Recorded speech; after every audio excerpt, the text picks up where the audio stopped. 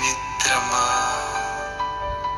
ఎన్నాళ్ళ వరకు ఆ పాపములోనే నిలచి ఉంటంటావు నేస్తమా? ప్రభు చెంతకు వచ్చినచో పాపముపై జయము నీదే ఓ మిత్రమా.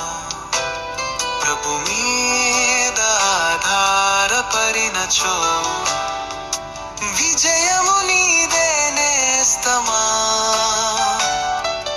మిత్రమా, ఓ మిత్రమా, పాపాన్ని విడిచి